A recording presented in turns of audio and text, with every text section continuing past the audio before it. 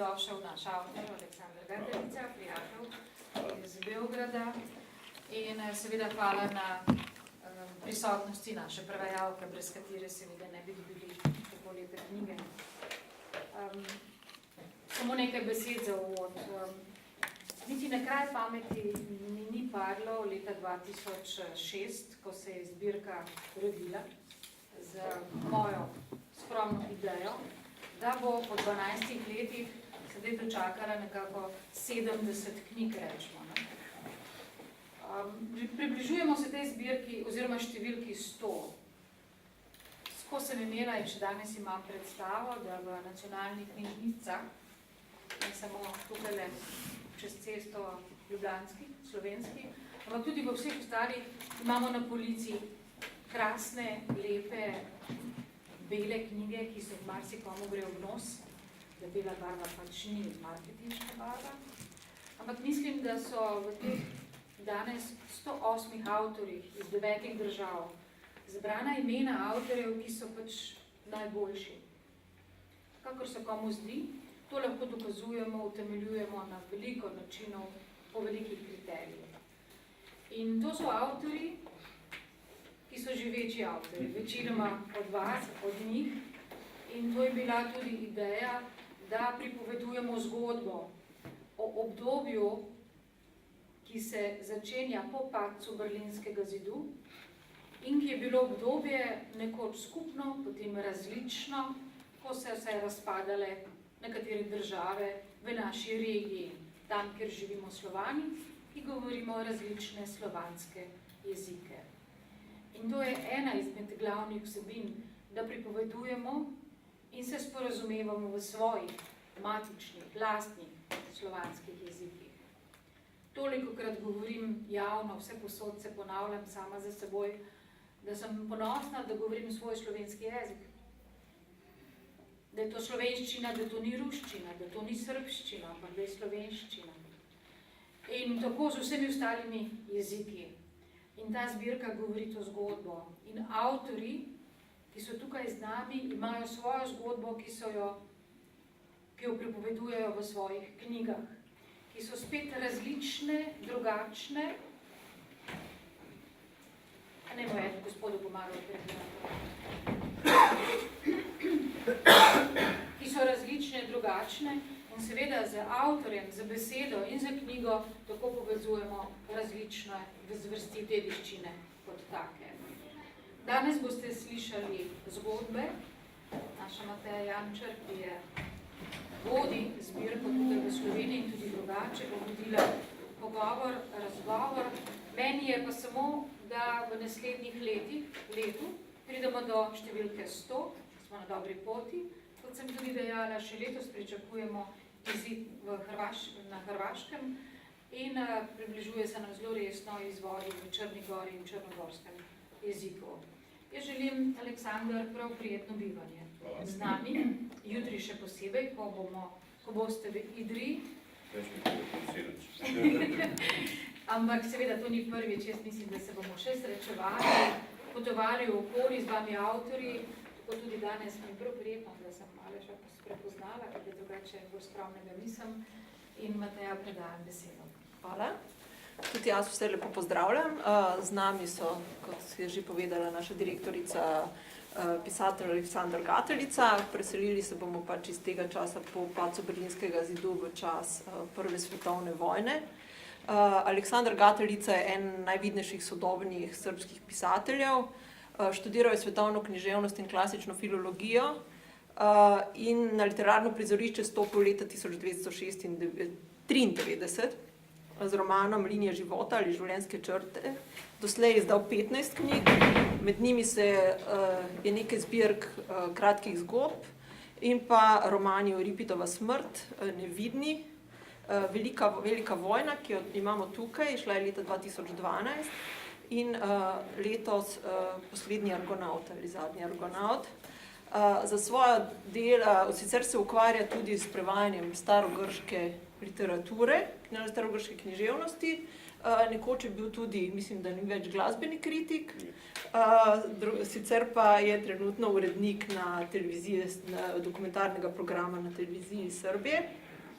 Roman Velika vojna je en najbolj branih romanov srbskih romanov v tem tisočletju. Dobil je 2 pomembni srbski nagradi, nagrado Miše Selimovića in Ninovo nagrado, ki še zlasti vpliva na branost določenega romana, čeprav verjamem, da ni samo to razlog za popularnost tega romana. Ko sem dobila, ko mi je poslal pač PDF verzijo, sem opazila, da na njej piše, tukaj piše 27, na tisti pa kar 28 ponatis. To je pravzaprav nekaj zelo neverjetnega. In obstaja še 29, no, to se pravi. In da povedal mi je danes, da je v bistvu v vseh teh ponatisih, da je izšlo skoraj 50,000 izvodov, kar je za Slovenijo tako rekoč nepredstavljivo, res da je srbski trg večji. No, je pa to prva knjiga v slovenskem prevodu, sicer pa so njegove knjige prevedene v približno 10 jezikov, največ prav Velika vojna, ki je bila tudi, ne vem, v Angliji, Ameriki, Franciji. Sedmi prevod je. To je 7. prevod in bila je pa zelo dobro sprejeta, tudi kritiško. In še prevajalka Mateja Komel-Snoj, diplomirala je iz primerjalne književnosti, literarne teorije, bila je novinarka, publicistka, ukvarjala se z literarno kritiko, bila je direktorica Slovanske knjižnice in potem še Narodne univerzitetne knjižnice, zdaj pa se ukvarja s publicistiko, predavanjem in prevajanjem zlasti iz angleščine, hrvaščine in srbščine. Prevaja kratko prozo, večinoma veliko poezije in za prevode srbskega pesnika Dragana Jovanovića Danilova je tudi dobila nagrado Lirikono zlato. To je pač nagrada za prevajanje poezije. Ja. Zdaj bi sam še mogoče minuto, 2, preden predam besedo, bi samo še dopolnila tukaj okrog te zbirke 100 slovanskih romanov. Ne vem, če vsi veste, zakaj gre. Gre za zbirko, ki ne izhaja samo v Sloveniji, ampak sočasno izhaja v 9 oziroma zdaj 7 sodelujočih državah. V zbirki sami pa sodeluje 9 držav. Vse knjige pravzaprav namenjena je prevajanju slovanske literature oziroma pač romanopisja, ki je nastalo po padcu Berlinskega zidu. V vsaki državi strokovni organ izbere 12 reprezentativnih naslovov, ki se nato prevajajo v različne slovanske jezike. Nastala je zbirka, doslej, kot je povedala Andreja, je šlo približno 67-68 naslovov, trenutno ne vem zdaj, kdo nas je še prehitel. Seveda pa iz knjige izhajajo v 7 državah, vse imajo pa enotno podobo. Tako da zbirka je v bistvu nastala, velja za en prvih in paradnih projektov Foruma slovanskih kultur.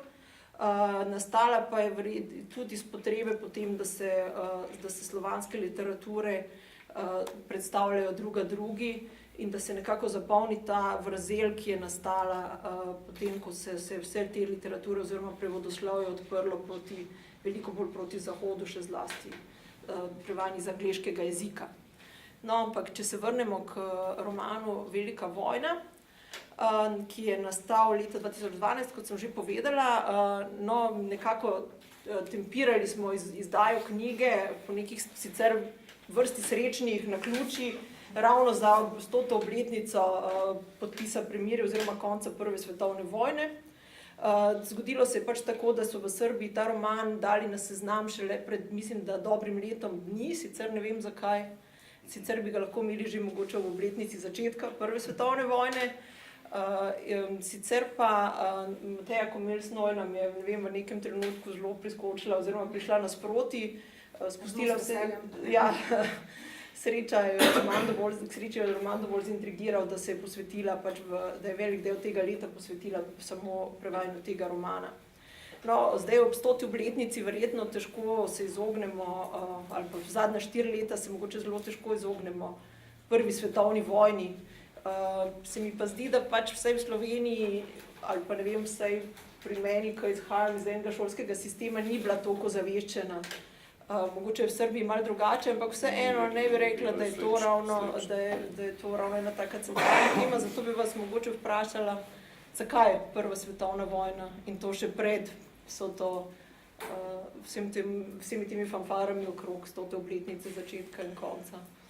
Pa, kada sam počeo da razmišljam o temi Prvog svjetskog rata, konstatovao sam da se u trenutku kad sam počeo da razmišljam, dakle 2004. godine, da već 20 godina u srpskoj književnosti nema knjige ili romana sa tom tematikom. Ko sem začel razmišljati o temi Prve svetovne vojne leta 2004, sem ugotovil, da že v Srbiji že okoli 20 let ni knjige s to tematikom. Uprkos činjenici da je početkom 90-ih godina prošlog veka ponovo postao na izvestan način popularan taj Prvi svjetski rat u odnosu na Drugi svjetski rat, nije prosto bilo knjige, zašto nisam znao. I onda sam počeo da razmišljam da bi možda bilo dobro da se u 21. veku napiše ponovo knjiga sa tom tematikom. Kljub temu, da v Srbiji tema Druge svetovne vojne bila bolj popularna kot pa Prve svetovne vojne, sem razmišljal, da začnem pisati knjigo s to tematiko. U srpskoj književnosti postoji veliki broj veoma važnih romana sa tom tematikom, počeo od Dnevnika o Čarnojeviću Miloša Crnjanskog iz 1921. godine. V srpski književnosti obstaja veliko romanov s to tematiko, vključno z Dnevnikom o Čarnojeviću Miloša Crnjanskega. 1921. godine, dakle zaključno sa knjigom o Milutinu Danka Popovića koja je izdata 1986. godine. Vključno s knjigo o Milutinu Danka Popovića iz leta 1986. Recimo, ta knjiga o Milutinu Danka Popovića, neki stariji se sećaju u celoj Jugoslaviji, je, na primjer, prodata u 300.000 primjeraka. Tada. Ta knjiga je prodana u 300.000 primjerkih u bivšoj Jugoslaviji. Posle toga još samo Dušan Kovačević napisao dramu Sveti Georgije ubiva ždahu sa tom tematikom. S to tematika kasneje je samo še Dušan Kovačević napisao knjigo o Sveti Georgije, ubija daha. I posle toga ništa na tu tematiku. Po tem pa ni bilo ništa na tu tematiku. Šta je bilo presudno u mom slučaju? Dakle, kada pogledamo istoriju pisanja na te teme, prvo su ih pisali učesnici rata. Najbolj pomembno pri mojem videnju te tematike je, da so te knjige predvsem pisali tisti, ki so sodelovali v vojni. Miloš Crnjanski je učestvovao na strani Austro-Ugarske vojske, Stanislav Krakov je učestvovao na strani Srpske vojske, Dragiša Vasić je napisao veliki roman na tu tematiku. Miloš Crnjanski je sodeloval na strani Austro-Ugarske, Krakov pa na strani Srpske vojske. Dragiša Vasić pa je napisao... Onda je drugi naraštaj pisaca pisao tako što je razgovarao sa učesnicima. Stevan Jakovljević je srpsku trilogiju napisao tako što je razgovarao sa učesnicima te velike vojne. Druga generacija pisateljev pa je pisala iz vidika tako da so se pogovarjali s tistimi, ki so sodelovali v vojnah. Recimo Stevan Jakovljević. Srpska trilogija, da. Čak je ispominjani Danko Popović početkom 80. godina prošlog veka još razgovarao sa najstarijim učesnicima koji su imali već daleko više od 90 godina tada. Še Danko Popović je konec 80-ih let prejšnjega stoletja se pogovarjal z udeleženci Prve svetovne vojne, ki so imeli takrat že skoraj 100 let. Onda sam 2004. konstatovao da nema više nikog živog, da s kim bih mogao da razgovaram. Vrlo je simbolična sledeća činjenica. Moj pradeda je učestvovao u Prvom svetskom ratu, on je umro iste godine kada sam se ja rodio, 1964. tako da ni sa njim nikako nisam mogao da razgovaram. 2004. leta, ko sem začel pisati knjige nobenega živega, ki je sodeloval v Prvi svetovni vojni, moj pradedek pa je rojen, moj pradedek pa je umrl istega leta, kot sem bil jaz rojen, 1964. I shvatio sam da je to jedna prednost na neki način, jer mogu da razgovaram sa dokumentima. I mogu da razgovaram sa dokumentima na svim stranama zaraćenja. Razumel sem to tudi kot prednost, saj sem se nekako pogovarjal z dokumenti in to z dokumenti obeh v vojni nasprotnih sil. Moja sreća da mogu da čitam na nekoliko jezika, pa sam onda i čitao na nekoliko jezika, najviše dnevnu štampu. Dnevna štampa vam je najbolji rezervoar dokumenata za gradnju jednog romana, za izgradnju jednog romana. Moja prednost je v tem, da lahko berem na večjih jezikih in največji vir so dnevni časopisi, največji rezervoar.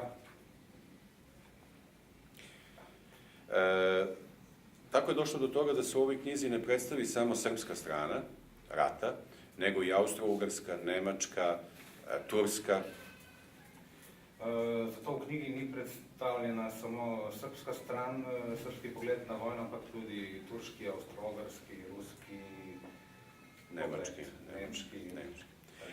I to je izgleda napravilo jedan utisak kod čitalaca, prvo srpskih čitalaca, a potom onih koji su čitali knjigu u prevodu. In to je naredilo nek vtis na srpske bralce, kasneje pa tudi na bralce, ki so knjigo brali u prevodu. Knjiga se prvo pojavila na francuskom jeziku u prevodu i dobio sam velike komplimente za građu koju sam čitao na francuskom jeziku. Su rekli da se to stvarno tako dešavalo za oni koji znaju. Kažem, pa ja ne znam, ali sam čitao kako jeste bilo.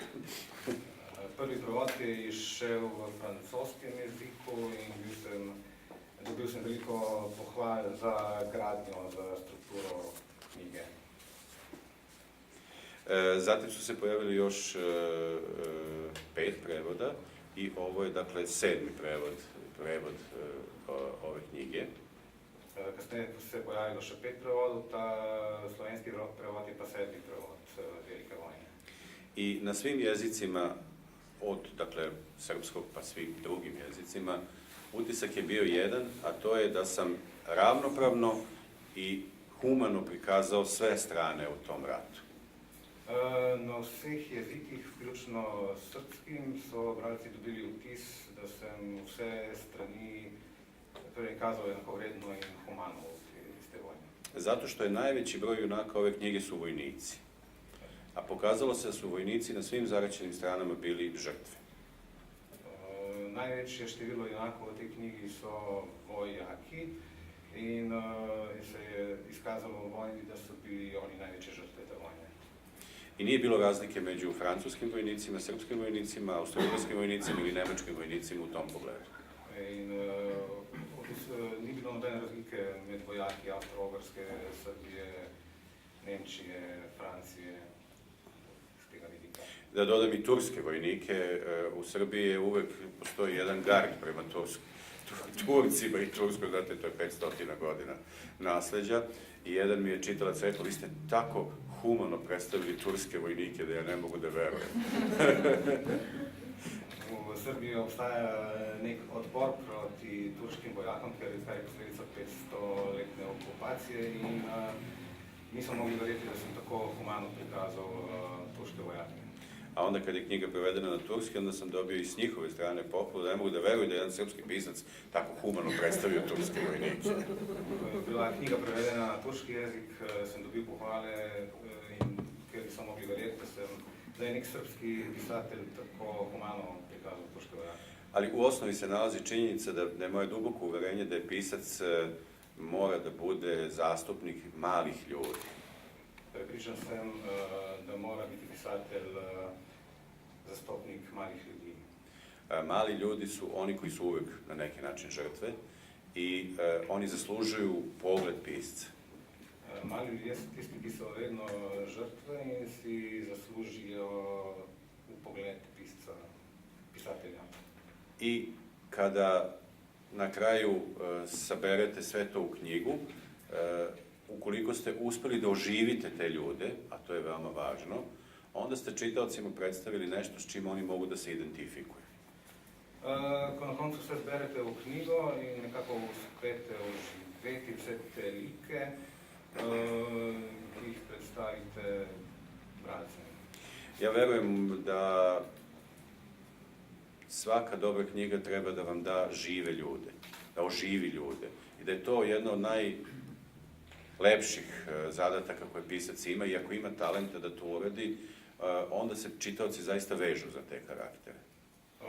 Verjamem, da je ena izmed poglavitnih nalog pisatelja, da ljudi oživi in da jim da nek karakter.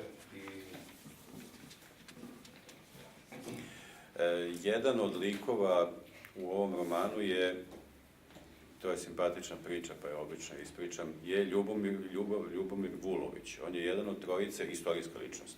Dakle, u romanu se nalaze i izmišljene i istorijske ličnosti. V romanu se nahajajo in tako izmišljeno kot zgodovinske osebe. Ena izmed zgodovinskih oseb je Ljubomir Vulović. Ja sam jednu fantastičnu priču izmišljenu vezao uz njegov kraj. On je jedan od trojice streljanih na Solunskom procesu. Kralj Aleksandar ih je optužio da su atentatori na njega i on je jedan od trojice streljanih na tom Solunsku, nakon osuđenih na smrt. Vulović je bil eden izmed treh, ki so jih obsodili na Solunskem procesu in ga ustrelili. Kada sam imao jedno predstavljanje, došao mi jedan stariji gospodin i rekao, ja sam unuk Ljube Vulovića. Lepo ste opisali kraj našeg dede. A ja kažem, izvinite, ali ja sam to sve izmislio, što se tiče vašeg dede. Na nekem predstavitvu knjige je prišel do mene vnuk Vulovića in me pohvalil, ker sem lepo opisal kraj, kjer je Vulović živel. Jaz pa sem mu povedal, da sam si vse izmislil. On je rekao, nemojte me loše shvatiti, mi toliko malo znamo o kraju našeg dede, da mi želimo da verujem da je on ovako skončao. Rekel je, da ne razumite me napačno, mi tako slabo poznamo mesto rojstva našega... Konec, njegovo smrt. Smrt, kraj, skončanje, kraj nje, konac. I to je za mene bila najveća pohvala. Znači, kada vratite u život neke ljude koji su bili samo ime i prezime ili ostali samo ime i prezime, onda im date i život ponovo. In to je za mene največja pohvala, ko nekoga vrneš v življenje in mu daš ime in priimek. Drugi streljani na tom procesu je vrlo poznata istorijska ličnost Apis, Ljubomir Dimitrijević Apis, ali treći se zove Dušan Malobabić. I recimo malo je poznat, eto taj jadni Dušan Malobabić, nisam mu dao život i on je ostao samo ime i prezime. Drugi, ki so ga ustrelili na Solunskem procesu, je bil Ljubomir Vulović. Ne, Dimitrijević Apis. Ljubomir Dimitrijević Apis, Dušana Malabašiča pa v knjigi nisem opisal, nisem udatnil življenja. Tako da je ostao samo ime i prezime. Ostale samo najveno i priimek. Eto, to je za uvod. Hvala. No, ker je knjiga šele sveže iz tiska in je niste mogli prebrati, vam naj povem, da pač gre za precej netipičen zgodovinski roman, vsekakor to ni običajen vojni roman. V romanu je namreč kar, mislim, da 78 oseb. Vse so navedene, tako kot dejanske osebe tukaj na začetku in sicer z vseh bojujočih se strani. Ja, tako kot v drami so navedene in to so osebe z vseh bojujočih se strani. Roman se sprehaja med temi osebami od Sankt Peterburga do Krfa, od Pariza preko Beograda do Carigrada in še na Kavkaz, to se pravi potuje na teh krilih domišljije čez vso Evropo v tem času in nekako oživi duha te prve svetovne vojne in tega obdobja. Se bomo še kaj več o tem, ampak mogoče bi Mateja vprašala, kaj pa je njo zintrigiralo, da je pač se odločila za prevajanje tega romana oziroma kako ga vidi kot prva slovenska bralka, mislim, ali pa prenašalka v slovenski jezik. V resnici sem v tem romanu brala kmalu po izidu in sicer v internetnih člankih in moram reči, da me ni tako zelo zanimal. Najbolj zaradi tega, ker nimam zelo rada zgodovinskih romanov, to moram kar priznati. Ampak, kot se je izkazalo pozneje, je Prav nasprotno. Namreč prijatelj Brane Senegačnik mi je v neki priložnosti, ko smo se pogovarjali o srbski literaturi in predvsem o tem, kaj bi bilo dobro prevesti ali pa kaj bi se recimo jaz želela prevajati, mi je roman posodil in me je v resnici zelo navdušil.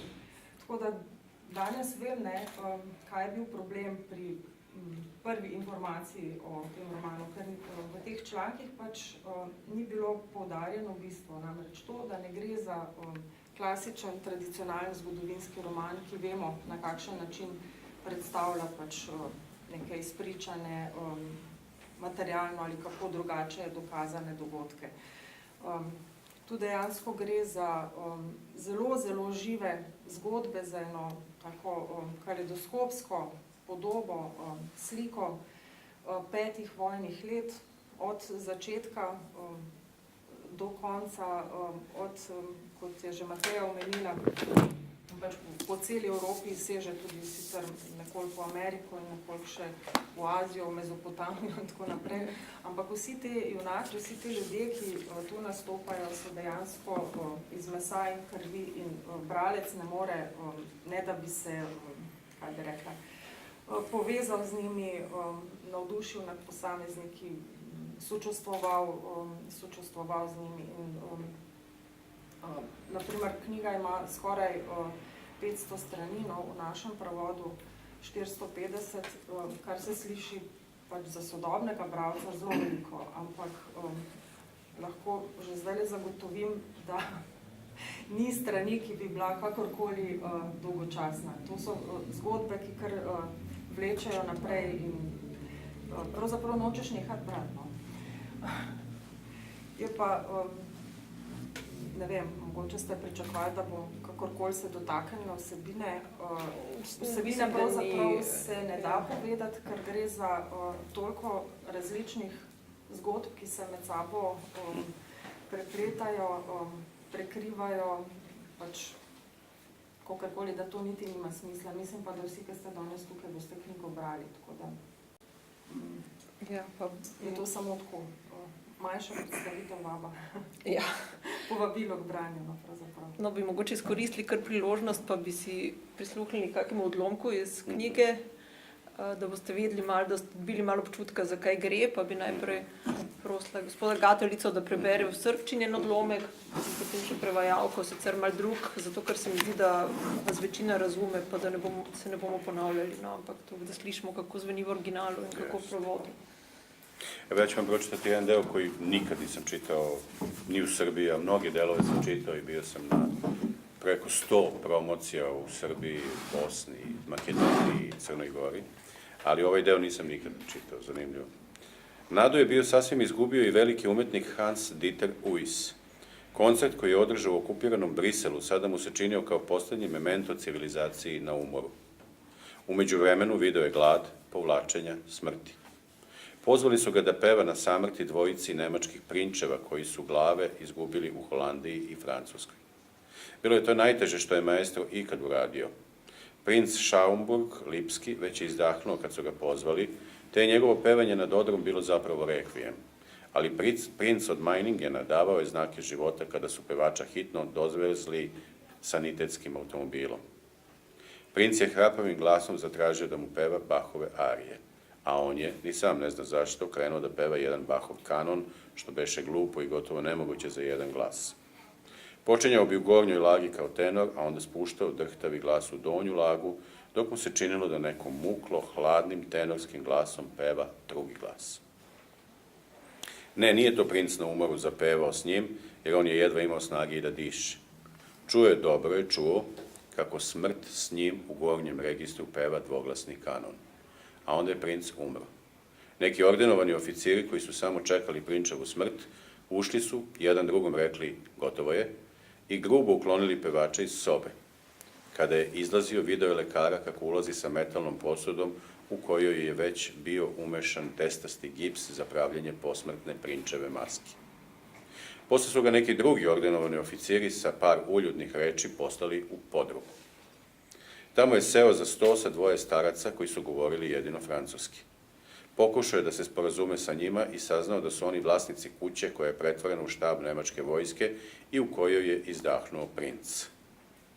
Starci su mu prkosno rekli da je kuća bila njihova 300 godina, sve do 23. septembra 1914. a onda ga upitali da li je on to pevao na gornjem spratu. Potvrdio je i rekao kako se zove, na što su oni skočili i poljubili ga u ruke. Rekli su da su ga 2 puta slušali u Parizu, a maestru Uisu sve to beše tako neobično da nije znao da li da zaplače ili da izgrdi one starce što su mu ljubili ruke. Civilizacija je dakle preživela, ali je zgurana u podrume i toliko je stara da će izdahnuti pre kraja Velikog rata, pomislio je. Hvala vam.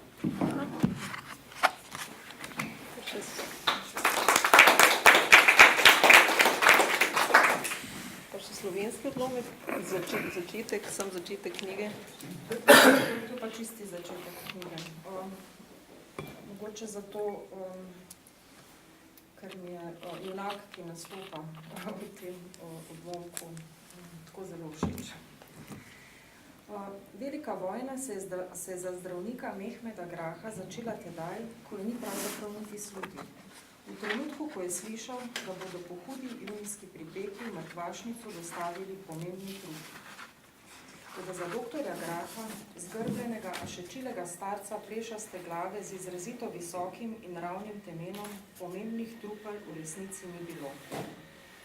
Vsi mrliči, ki so prihajali pod njegov nož, so bili voščeno bledi. Imeli so mrtvaško odprta usta, njihove oči, ki jih ni nihče utegnil zapreti oziroma tega ni smel storiti, pa so izbuljeno boščale nekam v stran, ko so zenicami, v katerih ni bilo več življenja, še zadnjič poskušale ujeti žarek sonca. Vendar ga to ni vznemirjalo. Že od leta 1874 si je na nos natikal okrogla očala, oblačil bil plašč, na roke vlačil bele rokavice in začenjal z delom v sarajevski mrtvašnici, kjer je izpod polomljenih reber, na katerih je bilo mogoče občutiti sledi policijskega mučenja, vlekel srca iz neder pokojnikov ter v njihovih želodcih najdeval pogoltnjene ribe koščice in sledi zadnjega obeda. Zdaj sta bili na poti pomembni trupli, a patolog še ni slišal, kaj se je zgodilo na ulicah. Ne, ni vedel, da je nadvojvodov avtomobil počasi izginil v ulico Franca Jožefa, da je tam izgneče na vogalu pri poslopju zavarovalniške družbe Kroacija neki fantič v prestolonaslednika in vojvodinjo Hohenberško sprožil 3 revolverske strele, da so v spremstvu sprva mislili, da prinčevskemu paru ni nič, da je bilo videti, kot da se je vojvoda samo obrnil in uprl pogled nekam na drugo stran v množico zbranih, da je vojvodina spominjala na lutko v izlužbi Dunajske trgovine, da je trenutek pozneje iz plemkininih prsi brizgnila kri, potem pa so se tudi usta Franca Ferdinanda napolnila s krvjo, ki mu je stekla po desni strani urejenih počrnjenih brkov, da je bilo šele pozneje potrjeno, da sta bila pomembna gosta ustreljena, po 15 minutah, da je eden od pomembnih gostov postal pomembno truplo in še pol ure pozneje, da se niti pomembna gostja ni zbudila iz nezavesti, ter da je bila v hladu vladne palače, kamor so jo položili, tudi ona razglašena za pomembno truplo. Zdaj sta ti pomembni trupli prišli k doktorju Grahu, vendar mu ni nihče povedal, kdo sta. Toda po uniformi moškega mrliča s kopico odlikovanj in po svilenih zavihkih na dolgi svečani obleki ženskega trupla je takoj vedel, kdo mu je prišel pod skalpel. Ko je slekel in ima izmil rane, so mu rekli, da iz trupel ne sme izvleči niti krogel, temveč mora samo zmešati mavec in narediti posmrtna odlitka njenih obrazov. Zato verjetno ni opazil, da ima nadvojvoda v ustni votlini majhen maligen tumor in da je bilo z visoko gostjo ubito tudi nekaj, kar bi bil lahko zarodek v njenem trebuhu. Samo nanesti mavec na obraza in vzeti maski.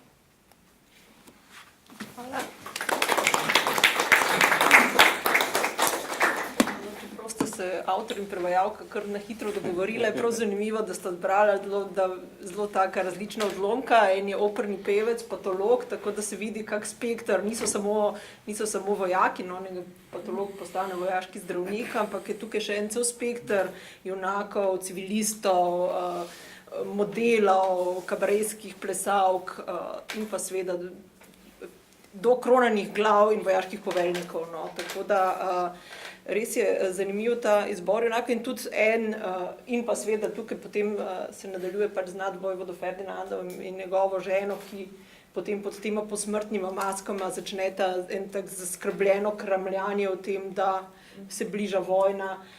Tako da se neki elementi fantastike prepletajo ves čas z temi junaki, ki so malo zgodovinski, malo resnični, malo nas avtor zavede, pa mislimo, da še vedno govorimo o zgodovini, pa nas malo zapelje tako na kakšno pot in potem in hočem reči, da pač nadvojvoda je mrtev čisto na začetku, operni pevec mislim, da preživi prav do konca, sicer z zelo tragičnimi posledicami. Pa, čeprav vas nisem mislila, ampak moram malo skočiti, se mi zdi tako, da je celo vaš roman tako kot ena polifonična skladba in tudi z enim zelo dobrim občutkom za ritem, pa me moram vas vprašati, kako je vaša ljubezen do glasbe in pač odnos do glasbe vpliva na vaše pisanje. Ja sam vrlo čvrsto vezan za muziku, klasičnu muziku, ono što se zove klasična muzika, dakle. Jaz sem zelo čvrsto povezan z glasbo, predvsem s klasično glasbo. Svirao sam harmoniku u nižoj i srednjoj muzičkoj školi, teo sam da idem i na konzervatorijum, ali tada u Srbiji nije bilo konzervatorijuma za harmoniku, pa sam otišao na svetsku književnost. Igral sem harmoniko, šel v nižjo in v srednjo glasbeno šolo. Hotel iti tudi na konzervatorij, vendar pa ga v Srbiji ni bilo, zato sem se posvetil svetovnoj književnosti. Od mladosti, dakle, volim i slušam ono što se zove klasična muzika, ja je zovem samo muzika. Od mladih let poslušam tisto, kar se imenuje klasična glasba, jaz si rečem samo glasba. Do evo danas popodne kada sam zaspao u hotelu i imao sam u slušalicama Bachove partite koje svira Piotr Andriševski.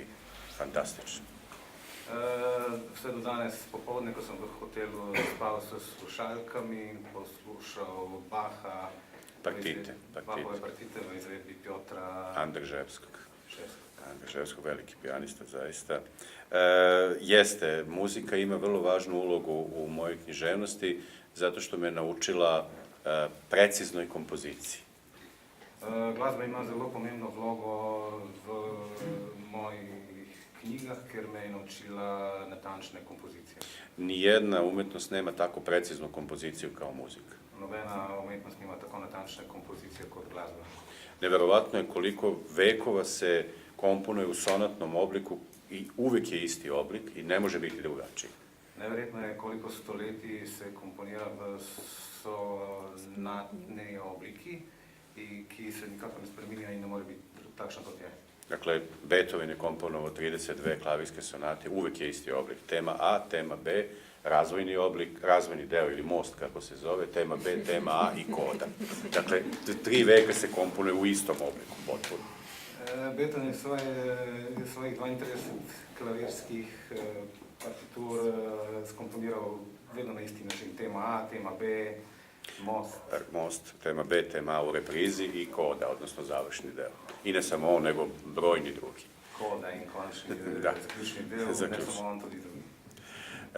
Kada to naučite tako precizno u muzici i kada to prenesete u književnost, onda dobijete jednu vrlo čvrstu strukturu u koju možete da ubacite, kako ja to shvatam, velike i lepe emocije. Ko to prenesete v književnost, dobite čvrsto strukturo, iz katere se izvijejo velike čustva. U ovoj knjizi je bilo vrlo važno upravljati sa tim velikim brojem likova, dakle 78. Kad kažem upravljati, mislim davati im tačno određenu količinu prostora, da tako kažem. V tej knjigi je bilo zelo pomembno upravljati, dati prostor vsem 78 likom osebam. Ja imam jednu naviku u pisanju koju ne delim sa mnogim mojim kolegama. Imam navado pisanja, ki jo ne delim s svojimi kolegi. Ja celu knjigu prvo napišem ovdje u glavi, pre nego što uopšte sednem da pišem. Najprej vso knjigo napišem v glavi, preden se sploh posedem in začnem pisati. Pisanje u glavi traje nekoliko godina. Nije jednostavno. Nešto je dugačko, nešto je kratko, nešto mora da se popravi. Ali kad završim ja, onda nemam nikakav problem. Pisanje v glavi traja nekoliko let. Nekaj je dolgo, nekaj je kratko, ampak ko se usede, nimam težav s tem, da zlijem na papir.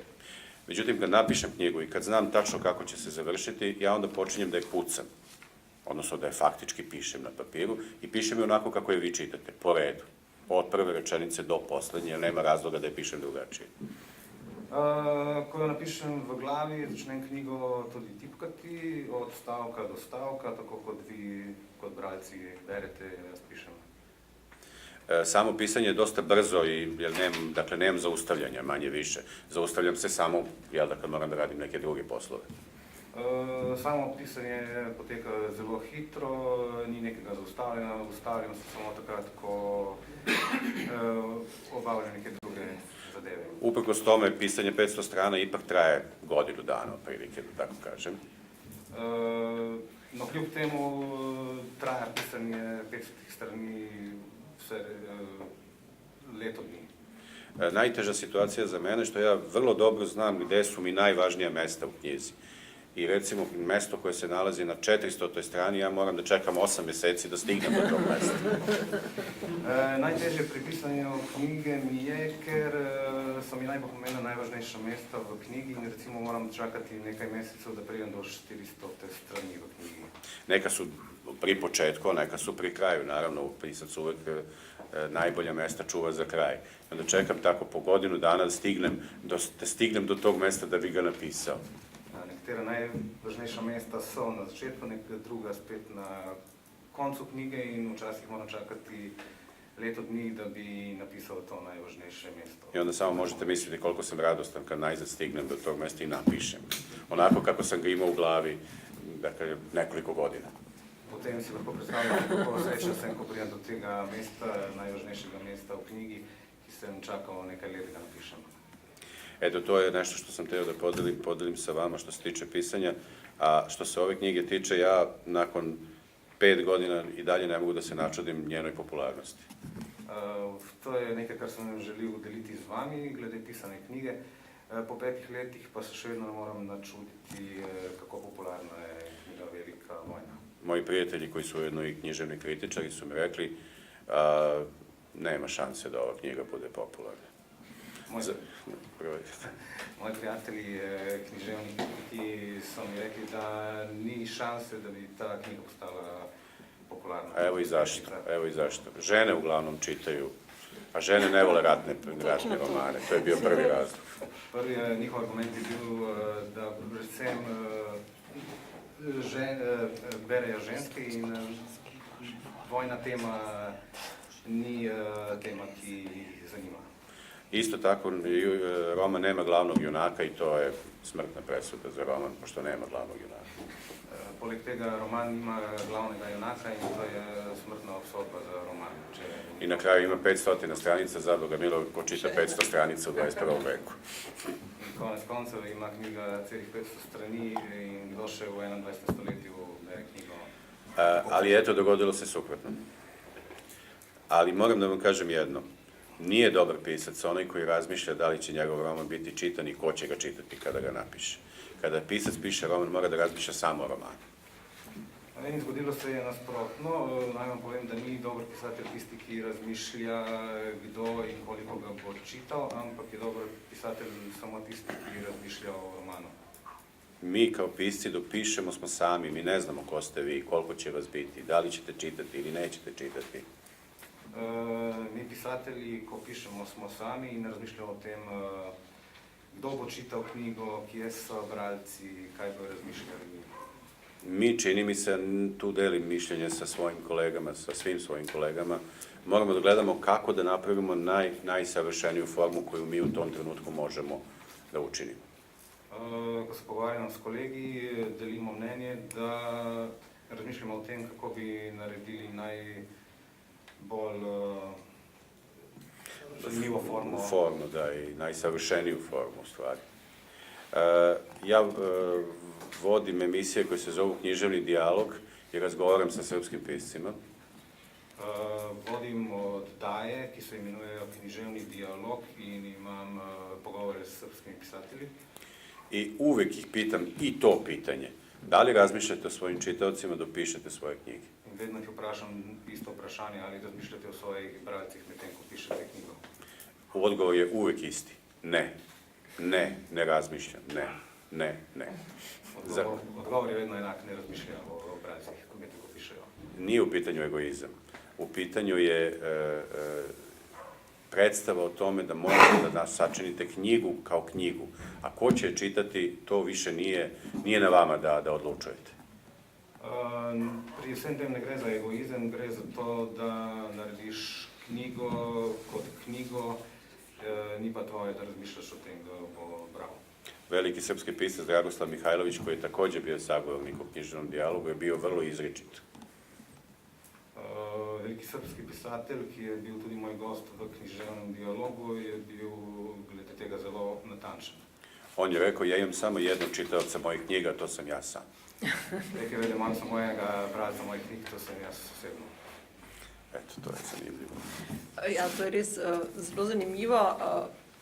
Bi rekla, da sicer čist se zdaj teh bralcev ne morete izogniti, ker če jih imate že toliko sploh v Srbiji, ste verjetno zelo popularni, tako da vas tudi kdaj spoznajo na cesti ali pa nagovorijo.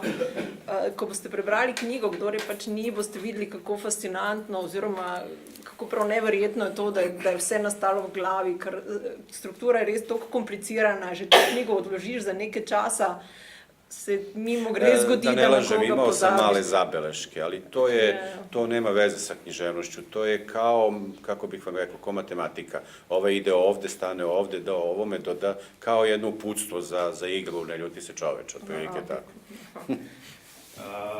Da ne lažem, nisem imel sem neke beležke, ampak to je bilo bolj podobno matematiki, kot neka navodila za igro Človek ne jezi se.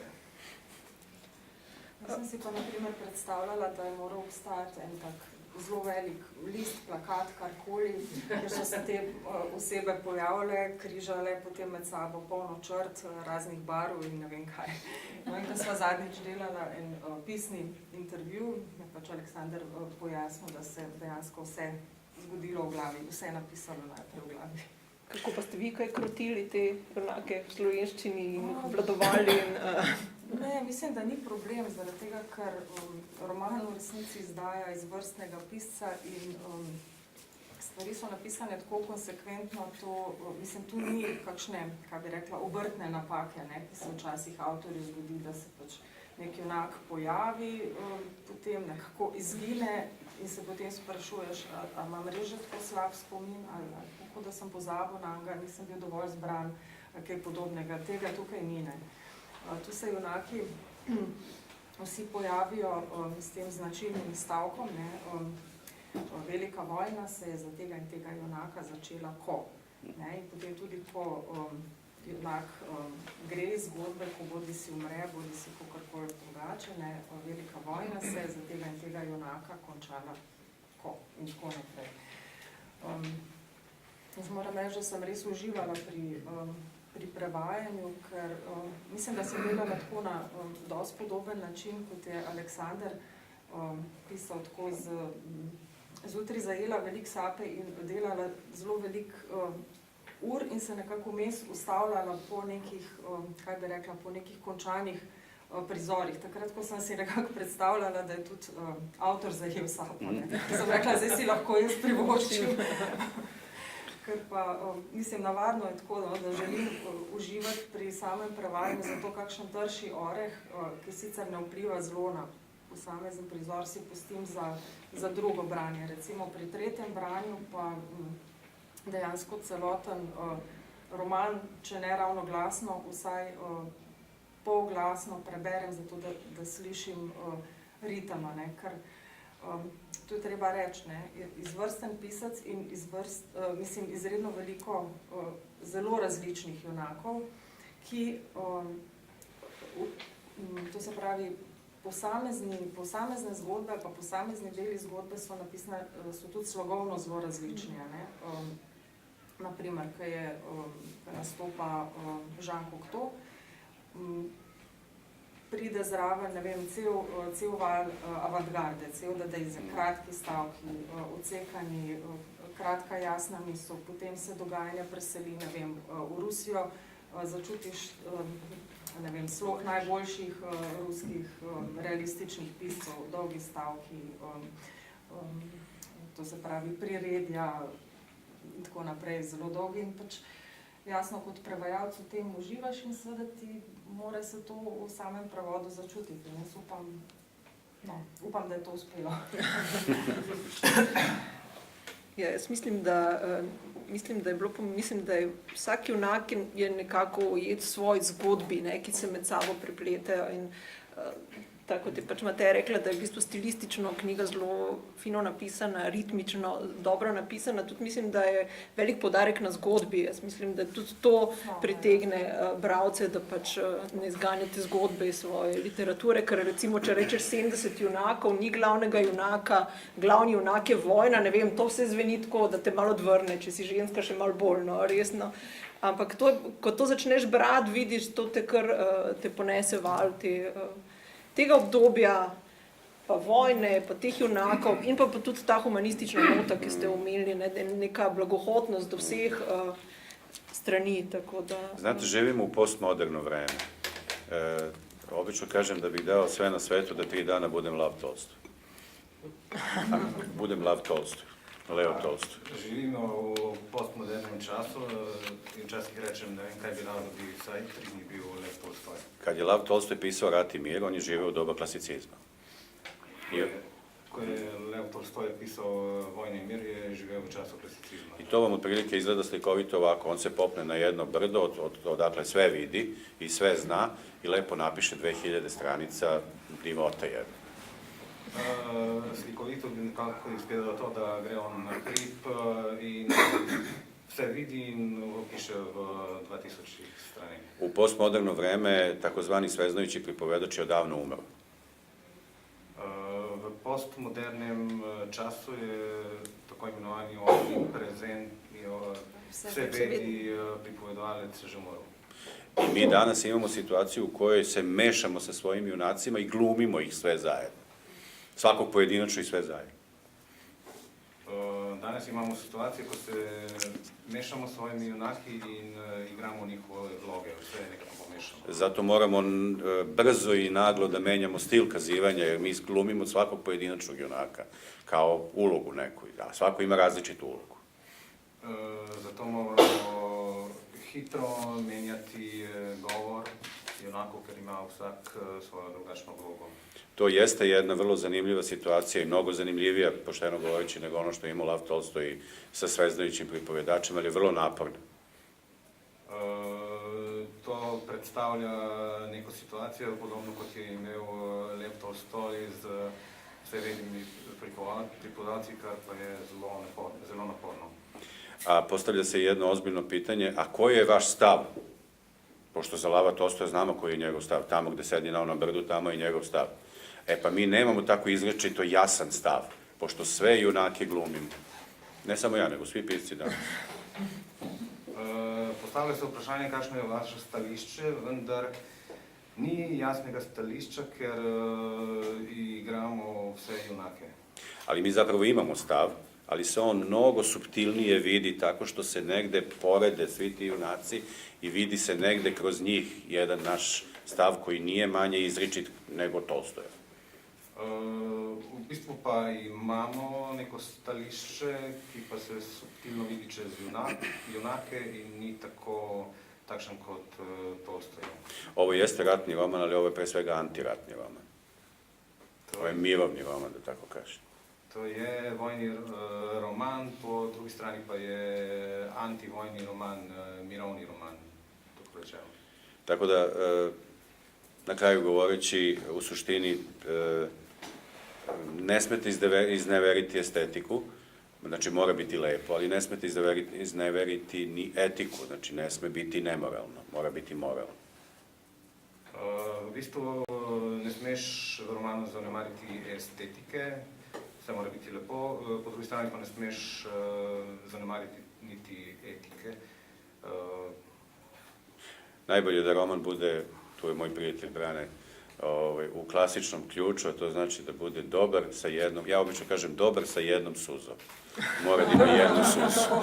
Bez te jedne suze ne valja. Najvažnejše je da je roman v neki klasični obliki, v klasičnem ključu, dober z eno sozo. Hvala vam. Hvala. Mogoče sam še za konec, da ne bomo predolgi. Vidim pač, mislim, po eni strani ta roman res ujame duha tega začetka 20. stoletja. Res počutiš se, kot da si tam, no, s tem potovanjem po raznih krajih, vojni. Po drugi strani, recimo prav to, ko se odloča, da je antivojni, ko pravi, da je antivojni roman, negativnega junaka ni. Namesto bitk, spopadov so prikazani, ne vem, ljudje, namesto, ne vem, dnevne rutine, lahko beremo o vojaku, ki je igral karte z, ne vem, mrtvimi, ali pa, ne vem, o vojaki, ki so si priredili gledališko predstavo v jarkih. To se pravi, res ne gre za neko velik zgodovinski zamah, ampak po drugi strani res potuje povsod in res občutiš ta duh tega začetka 20. stoletja, ampak hkrati se mi zdi, da začutiš tudi to, da je na nek način sodoben in da ne vem, lahko potegneš neke paralele tudi s sedanjostjo, tudi s temi vsemi ideologijami, ki zaraščajo, okultnimi idejami, ki se širijo. Tako da ne vem, mogoče za konec kakšna primerjava med tem začetkom 20. stoletja in današnjim časom. Pa, za 20. vek se obično kaže da je najkraći vek. Počeo je 1914. realno, a završio se 1989. realno. Za 20. stoletje se pravi, da je nekako najkrajše stoletje. Začelo se je realno leta 1914, končalo pa 1989. Između te dve godine, dakle, smestilo se najlepše i najružnije doba čovečanstva.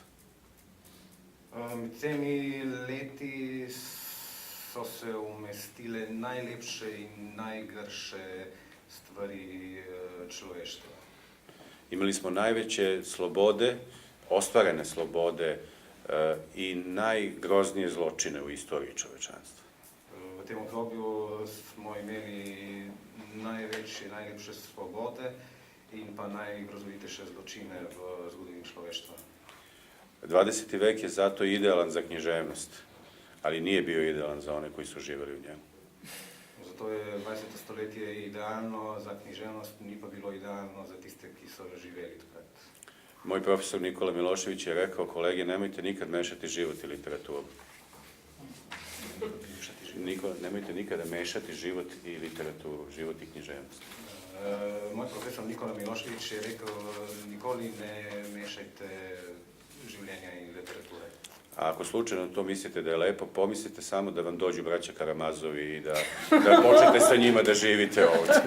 Slučajno pomislite da je to lepo, pomislite na to da vam isprijo braća Karamazovi in vidite vse to. Tako da sam ja tada zauvek naučio da je lep život jedno, a lepa literatura nešto sasvim drugo, pa sam i u jednom od odgovoru na pitanja Matejnom tako nešto rekao. Takrat sem doumel, da je lepo življenje nekaj, lepa literatura pa nekaj posebno drugega. No, jaz vas vabim k branju lepe literature na ob lepem življenju, tako da bi se zahvalila ob tej priložnosti in če bi še kdo kaj vprašal, drugače pa tam so knjige, če... Se lahko prosim? Ja. Dobro večer. Rad bi rekel par besed. Najprej to, da sem imel privilegij, da sem pred 2 leti roman prebral. Aleksandr mi ga je osebno dal. Želel bi, da bo vznemirljiv za slovenske bralce. In prebral sem ga zelo na hitro takrat in se zelo veselim slovenskega prevoda. In to, kar si zdaj rekel, to je roman protivojni roman. Po drugi strani pa na nek nenavaden način pove to, namreč, zakaj je velika vojna in to prva svetovna vojna. Od takrat naprej se je človeštvo spremenilo. Nekaj se je zgodilo z ljudmi in zelo kmalu pride naslednja potem vojna, če razmišlja. In na našem območju pridejo balkanske vojne. Ne? In ta roman pove, kako vojna vpliva na ljudi, da se ljudje spremenijo, so drugačni, ampak živeti morajo naprej. Ne? To je zame fascinantno, kako lahko pisatelj, bi rekel, zgodbe izpred 100 let na tako aktualen način zapiše. To me je najbolj fasciniralo. In se zelo veselim knjige in upam, da bo čim več tu prisotnih že nocoj knjigo vzelo.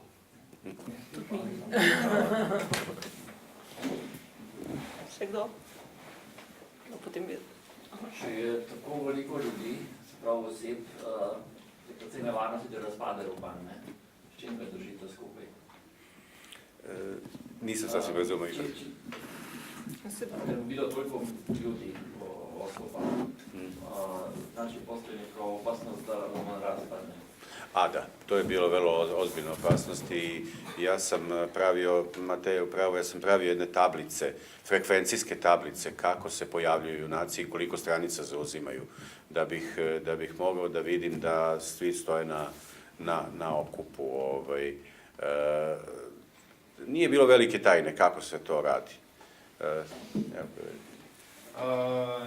Glede tega, da roman ne bi razpadal, sem delal neke frekvenčne tablice, kolikokrat se kakšna oseba pojavi v romanu in vsem tem ni neke skrivnosti. Naime, jedan moj prijatelj i također kritičar je rekao da mu ovo liči na roman Tepih, roman Sag. Nek prijatelj, ki je drugače književni kritik, mi je rekel, da je ta roman podoben romanu Tepihu. Da, imate niti koji idu ovako, imate one koji se upliću u vertikalno, kao kada tkate tepih, odnosno sag. Napisan je kot v smislu prepletenih niti, koliko pri tepihu, ko se pletejo.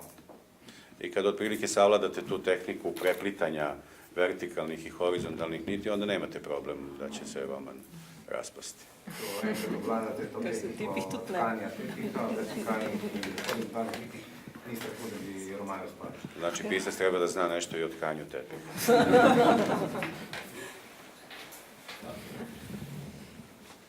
Še kaj?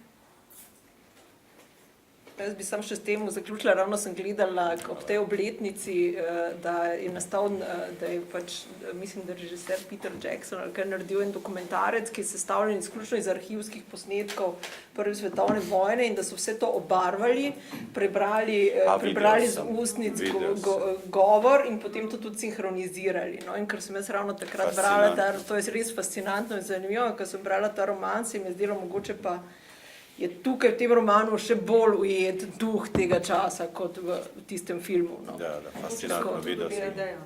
Čist možno, ja. Čist možno. Treba uživiti fotografije. Še tam eno vprašanje. Pravo ime Ivan, ja bi imao još dva pitanja. Prvo pitanje, kakve su psihološke posljedice ljudi koji su bili u takvom velikom ratu? I drugo pitanje, koliko je mogućnost da se opet dogodi koji svjetski rat? Prvo pitanje, odgovor je ovakav. Stanislav Krakov je jedan od pisaca koji su učestvovali u tom Prvom svjetskom ratu. On je dao najbolji odgovor na to kako su se osjećali ljudi u tom ratu. Naime, Stanislav Krakov je 16 puta ranjen i 18 puta ordenovan.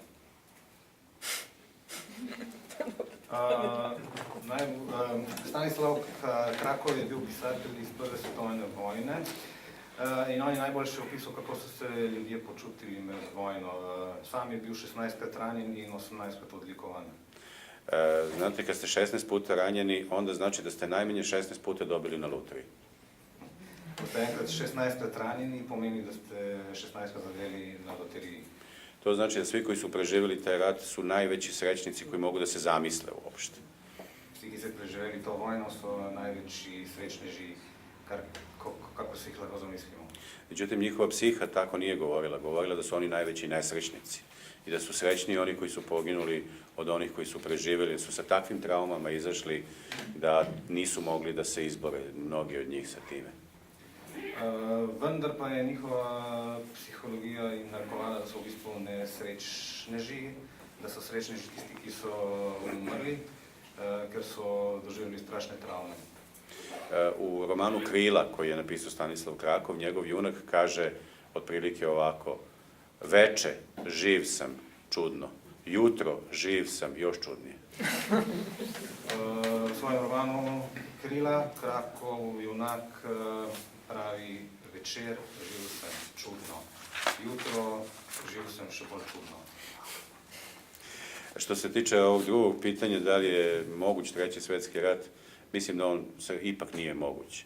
A ako se dogodi, to će svakako biti posljednji rat koji će čovječanstvo voditi. Mislim da tretja svetovna vojna ni možna, ampak če se pa slučajno zgodi, bo pa to zadnja svetovna vojna v zgodovini človeštva. Da dodam i ovo, to je možda malo političko gledanje, ali ja u to snažno verujem. Naime, ne postoje idealne državne tvorevine, niti idealne uopšte unije, kakva je Evropska unija. Malo politično obarvano, verjamem, da ne obstaja idealna država ali unija, kot je recimo Evropska unija. Ali ja sam siguran, budući da su oba svetska rata počela između Francuske i Nemačke, da onog momenta kada nestane Evropske unije uključujemo časovnik ponovo za treći svetski rat i on će raditi možda i 100 godina, ali će zazvoniti u jednom trenutku i neće nas više biti, definitivno. Pripričan sem, da če se bo tretja svetovna vojna začela, bodo vmešane Francija in Nemčija in to se bo zgodilo enkrat, ko ne bo več Evropske unije. Takrat bomo vključili štoparico in ta vojna lahko da bo trajala 100 let, potem pa nas ne bo več. Podsjetio bih vas, oni koji ne znaju, a verujem da većina znate, da je prva preteča Evropske unije bila zajednica za ugalj i čelik. Naj vas samo spomnim, da je predhodnica Evropske unije bila Zveza za premog in jeklo. Zajednica za ugalj i čelik između Nemačke i Francuske. Zašto ugalj i čelik? Zato što su ugalj i čelik dva elementa od kojih počinje rat. Zveza za železo in jeklo, ki sta ustanovili Nemčija in Francija, in ker sta železo in jeklo sinonim za vojno. Danas bismo rekli da je atomska energija i čelik osnovica za rat. Više nije ugalj, ali čelik i dalje jest. Danes bi rekli, da je osnova za vojno atomska energija. Železo ni več, jeklo pa ostaje v igri. Hvala. Ako ima još pitanja, rado ću odgovoriti. Če ni, potem bi se jaz lepo zahvalila vsem, ki ste prišli, seveda posebej avtorju, ki je pripovedoval iz Beograda, Mateji, da je prevedla knjigo in da je bila tukaj z nami, tako da hvala lepa. Hvala vama što ste došli.